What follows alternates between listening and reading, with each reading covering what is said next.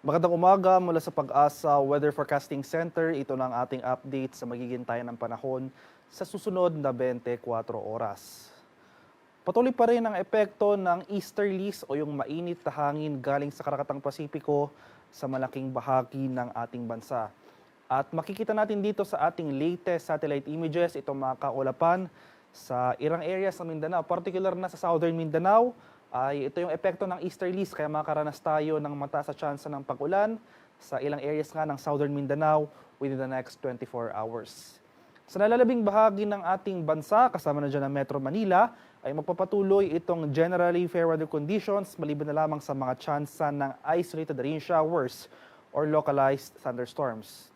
At sa kasalukuyan, wala pa rin tayong binabantayang low pressure area o sama ng panahon na posibleng maging bagyo na maaaring makaapekto sa ating bansa sa mga susunod na araw.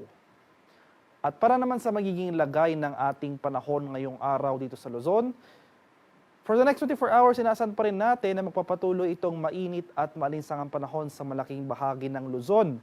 Kasama na dyan ang Metro Manila.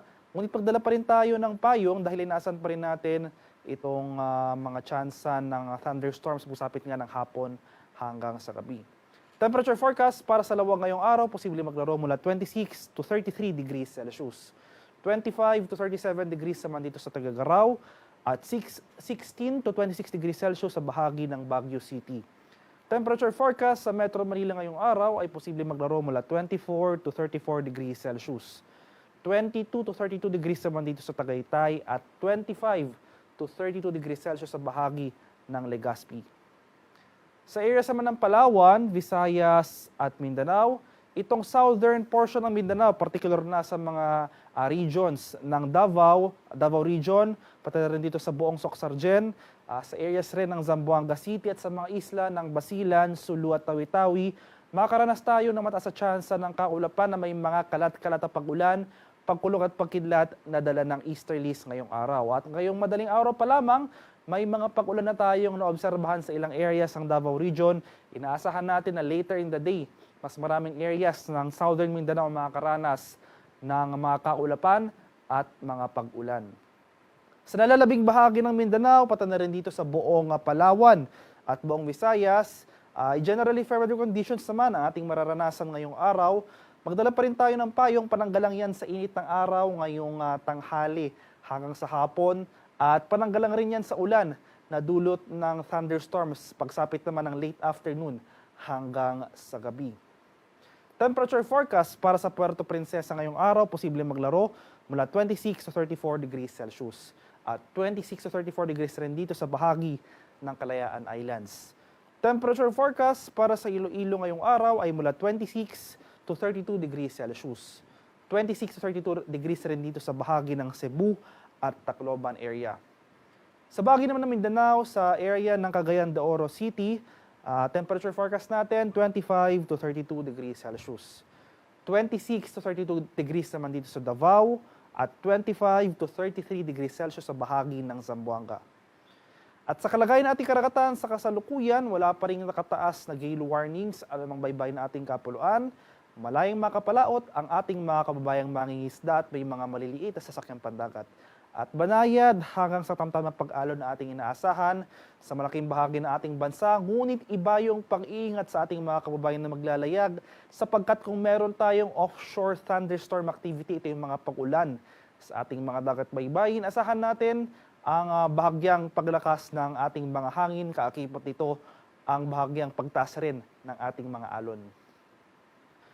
Para naman sa ating 3-day extended weather outlook sa mga piling lugar ng ating bansa, buong Luzon for the next 3 days sa mga areas yan ng Metro Manila, Baguio City at Legazpi City, magpapatuloy itong mainit at maalinsangang panahon maliban na lamang sa mga afternoon rain showers or thunderstorms.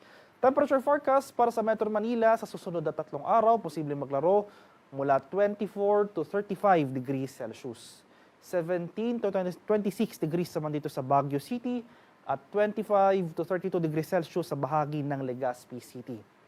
Sa mga area naman dito naman sa areas ng Visayas, sa Metro Cebu, Iloilo City, at pati na rin dito sa Tacloban City, easterlies pa rin o yung hangin na nanggagaling sa Karakatang Pasipiko ang dominant weather system ang makakaapekto sa mga susunod na araw, at least for the next 3 to 5 days. Kaya mainit at malinsangang panahon rin ang ating mararanasan sa mga nabanggitong lugar.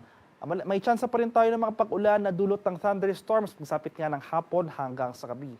Temperature forecast para sa Metro Cebu for the next 3 days, posibleng maglaro mula 25 to 33 degrees Celsius. 26 to 33 degrees Celsius dito sa bahagi ng Iloilo City at 25 to 33 degrees Celsius sa bahagi ng Tacloban City.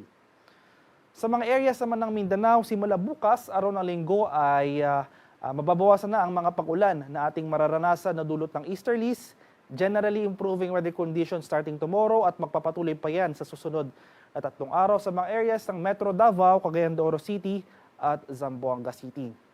May tsansa pa rin tayo ng mga localized thunderstorms pagsapit ng hapon hanggang sa gabi at mainit at malinsangang panahon ang ating mararanasan sa susunod na 3 araw. Kaya iba yung pag-iingat na rin sa ating mga kababayan dahil kung maaari, iwasan natin yung outdoor activities sa mga oras ng 12 p.m. to 3 p.m. dahil ito yung time period kung saan naitatala natin ang maximum temperatures. Ito yung pinakamataas na temperatura sa isang araw. At kung maaari ay uminom na rin tayo ng maraming tubig, stay hydrated po tayo, magsuot tayo ng light-colored clothes at manatili sa well-ventilated areas para maiwasan ang panganib ng heat stroke sa ating katawan. Temperature forecast para sa Metro Davao for the next 3 days, posibleng maglaro mula 24 to 33 degrees Celsius. 25 to 33 degrees naman dito sa Cagayan de Oro City at 25 to 34 degrees Celsius sa bahagi ng Zamboanga City. Ang haring araw dito sa Kamaynilaan ay sisikat mamayang 5:48 ng umaga at lulubog naman mamaya sa ganap na 6:09 ng hapon. At para sa karagdagang impormasyon tungkol sa ulat panahon, lalong-lalo na sa mga rainfall or thunderstorm advisories na posibleng i-issue ng ating Pag-asa Regional Center sa ating mga lokalidad, ay i-follow kami sa aming social media accounts at DOST_Pag-asa. Mag-subscribe rin kayo sa aming YouTube channel sa DOST Pag-asa Weather Report at palaging bisitahin ang aming official website sa pag-asa.dost.gov.ph. At yan naman po ang latest mula dito sa Pag-asa Weather Forecasting Center. Magandang umaga sa ating lahat. Ako po si Dan Villamil Laguulat.